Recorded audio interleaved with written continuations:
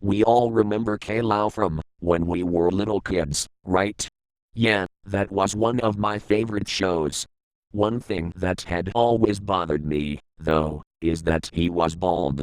Not that I had anything against bald people, my 9-year-old mind was just always curious.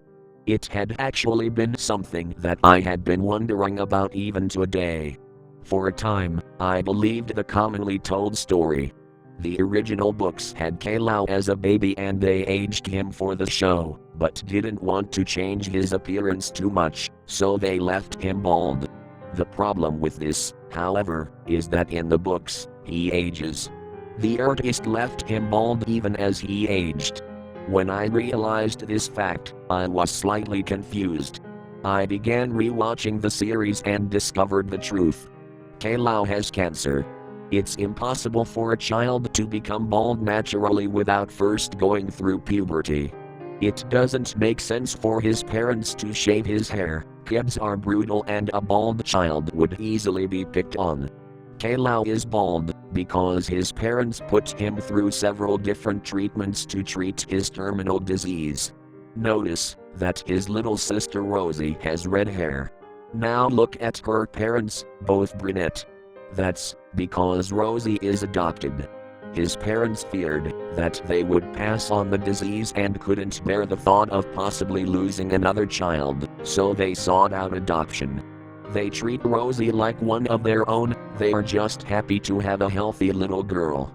Caillou just tries to live a normal life in spite of his illness. You're growing up to be a big boy. Mommy says hopefully, thankful that he's lived another day.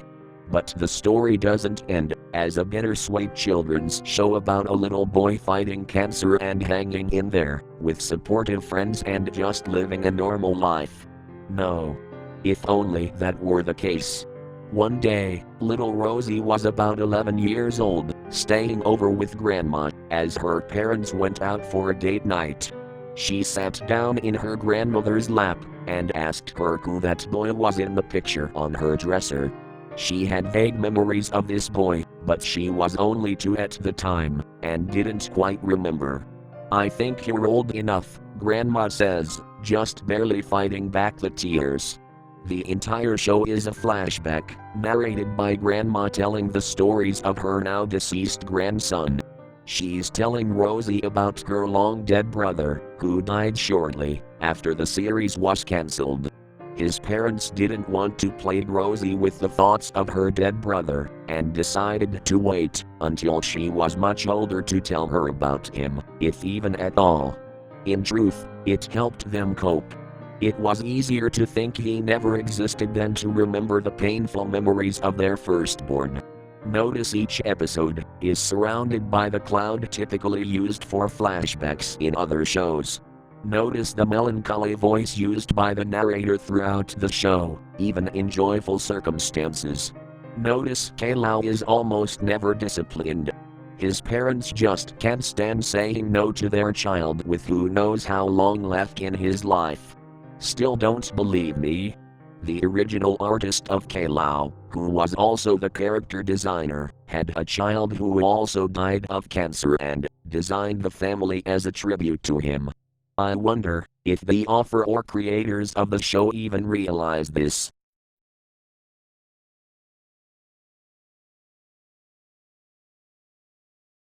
The Rugrats really were a figment of Angelica's demonic and unimaginable imagination. Chucky died in 1987 along with his mother. That's why Chaz is a nervous wreck all the time. Tommy was born in 1990, but he was a stillborn. That's why Stu is constantly in the basement making toys for the son who never had a chance to live. The DeVilles had an abortion in 1991. Angelica couldn't figure whether it would be a boy or a girl. Us creating the twins. As for all grown up, the teenage Angelica became addicted to various narcotics which further aggravated her schizophrenia, bringing her back to her childhood and thus her creations she obsessed over. Because of time lapse between the present and the last time she interacted with her creations, she made them older. Angelica was constantly taking hits of acid, so she would never have to live without her creations who were her only company. In a judgmental world, Angelica's mom actually died of a heroin overdose in 1981 just after Angelica was born, and Prue in his depression married a gold-digging whore that Angelica idolized because she fooled herself into thinking it was her real mom but always had a concept of her mom, Cynthia, and took a Barbie doll and made it after her mom's image, wearing an unwashed orange dress and having jacked up hair, which is why she was so attached to it. Later in life, she followed in her mom's footsteps with drugs and everything, dying of overdose at age 13 when All Grown Up was cancelled. The only Rugrat not to be fictional, however, was unborn Tommy's brother Dill, who was born in 1992.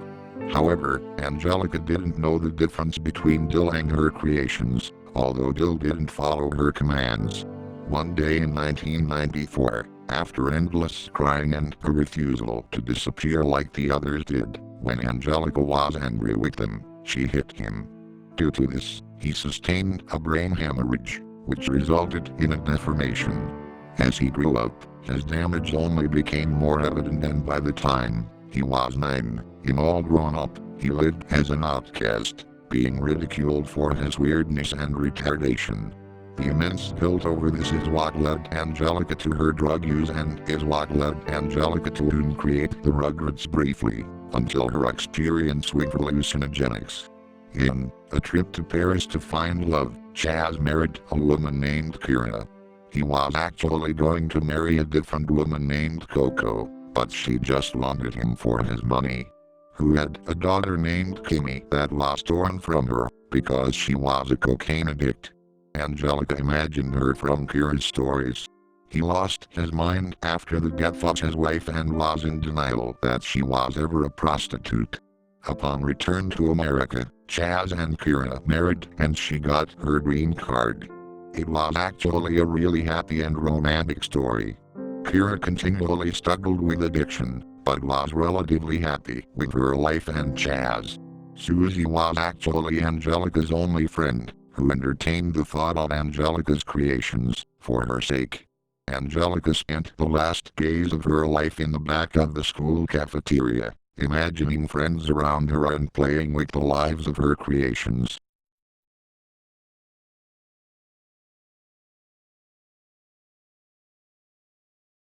About every 90s kid knows the Nickelodeon series, Hey Arnold. The show about a small boy with an odd-shaped head. That's about the first thing you notice, the oddly shaped heads the characters have. We'll get back to that later on. I want to tell you one thing first. The show isn't fiction. It has all happened. That's why there are a lot of life lessons in it. Arnold is a boy who lives in a fictional city. The city actually is New York. The poor area of New York. It's clearly visible that Arnold lives in a ghetto. He's just a poor orphan living in with his grandparents Gertie and Phil. Well, he believes he's an orphan. He actually is the child of the people he believes to be his grandparents. The grandparents are mentally unstable and told Arnold that his real parents, of normal age, died in a plane crash. That's not true at all. Because Gertie and Phil were old when they made Arnold, he was born with a few conditions. One of them is hydrocephalus. That's the reason his head has such an odd shape. There's one type of hydrocephalus, the one Arnold suffers from, that's called the Arnold-Chiari syndrome. That's the reason why the creators decided to call the boy Arnold. Gertie and Phil themselves are mentally unstable. This is because of their age. This is also the reason why Phil sexually abused Arnold.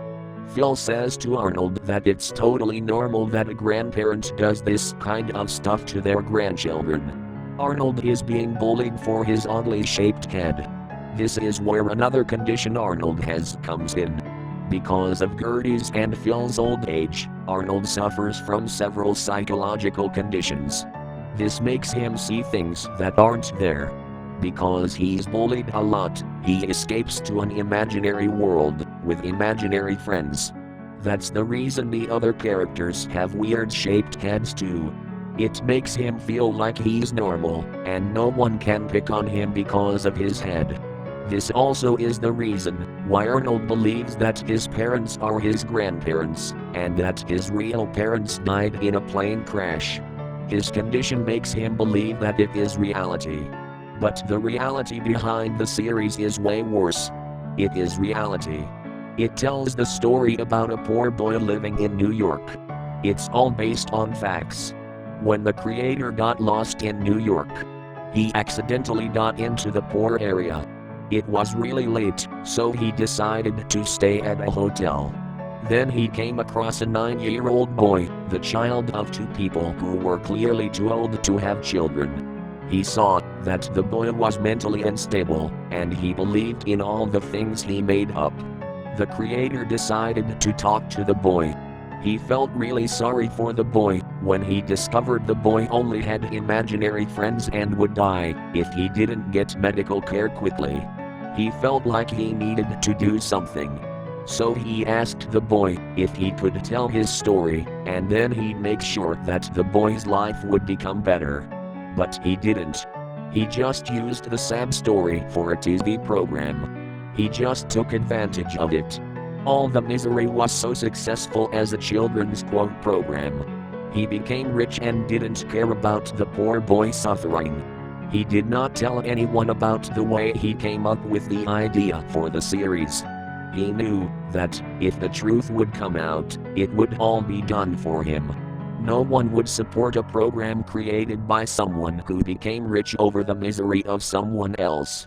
The secret was well kept for so many years. But, in 2004, when it all came out to one of the important people from Nickelodeon, the show immediately got cancelled. So, now you know it all. Where the idea came from, what it really is about, and why it ended. The boy probably is dead by now, we can't help him anymore. But please, make sure no one takes advantage of someone else's misery ever again. We can help all those poor kids in ghettos, but not by making a program about them.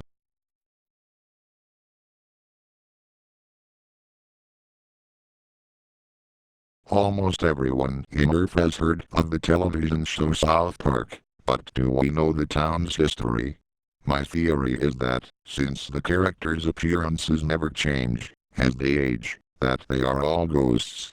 South Park, Colorado was colonized in the early 1870s. The houses were all made out of wood, like log cabins. Soon, in 1879, Dog Pooh was born. Dog Pooh's favorite activity was rolling around in the dirt with his family's pigs. He died in 1892. While lying in the mud, one of the pigs sat on him and suffocated him. He still continues to roll around in the dirt in his afterlife. Kenny and his family moved to South Park in 1914, when World War I was about to hit full swing. Kenny almost always wore a parka, which ended up being the result of his death. In 1917, Kenny was crossing the street and got struck by Model T, full body impact. His parka was too tight, so he drowned in the blood he was coughing up. In his afterlife, he continued to get killed. But since ghosts cannot technically die, he is always revived. In 1925, Clyde was born. A year later, Tweek was born. The two boys were very close friends, if not brothers. Their friendship was put to the ultimate test in 1933, when the boys were playing in the woods and Clyde got bitten by a fox with rabies. Tweek tried to carry him to the hospital, the sound of Clyde's agonizing screams in the air. His leg got stuck in a root and he collapsed on the way. Clyde died a painful death by his buddy's side. Afterwards, Tweek became more nervous, as he saw the ghosts of the deceased kids in town beckoning him. All of this was too much, until one day in 1936, he hung himself by the ceiling fan. Craig was a very quiet boy born in 1934. He liked to wander around town, searching for ghosts, since he was quite fond of urban legends of the hauntings. He soon found them. and Tweek's ghost lured him into a deep lake, where he ultimately drowned in 1940. In the afterlife, he became enraged by his short existence in the Earth plane and soon became hostile to others. Cartman and his mom moved to the town in 1941. Cartman had by far the worst death of all the kids in South Park. While he was sleeping, a cannibal broke out of the insane asylum in the next town. He stabbed Cartman to death and ate his flesh, bones, and internal organs. In the afterlife, Cartman turned to insulting everyone in order to take his anger out. Wendy and Beeb moved to the town in 1947, after Cartman died.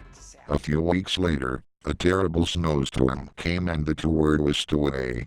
Their current whereabouts are unknown, but their ghosts have been seen working. In 1953, Stanley and his sister Shelley moved to South Park. Shelley was haunted by all of the town's tragedy tied to it, and like Tweek, became progressively nervous. It was only a short while before her and her brother's demise that she reached the brink of insanity. Stan became increasingly worried about her. His efforts to help failed, and in 1959, they both died in a car accident when their mom was driving them to school. In afterlife, Shelley's insane behavior made her an angry spirit and she now torments Stan to the extent. In 1968, Butters' family moved into Stan's old house. Butters, being an obedient child, always followed the orders of his often controlling parents. This would eventually lead to cause of his death. In 1974, Butters heard his dad's voice telling him to get the drill from the garage. He did but tripped on his laces and, turning the tool on, drilled through his eye socket. Butters died of blood loss in the way to Hell's Pass Hospital. Despite being in afterlife, his spirit still obeys his non-existent parents' orders. The day Butters died, Kyle and Ike moved to the town. Kyle soon caught a rare yet deadly form of the plague after helping a rat escape. He died in 1976. In 1977, Ike died after his dad accidentally dropped him down the stairs. Ike's skull split in half, killing him instantly. In the summer of 1977, Jimmy moved to South Park. Despite his mental disabilities, he was probably one of the most cheerful people who lived in the town. Nevertheless, in 1979, Jimmy was diagnosed with muscular dystrophy. This made him lose his ability to walk and from that point in use crutches. Later in 1985, he died after the terminal illness ate his respiratory muscles. Due to all of the tragedy tied to the town, it was quarantined by the U.S. military to prevent the future deaths of innocent adults and children. But who knows? With some occasional new people in the town, maybe more deaths are occurring.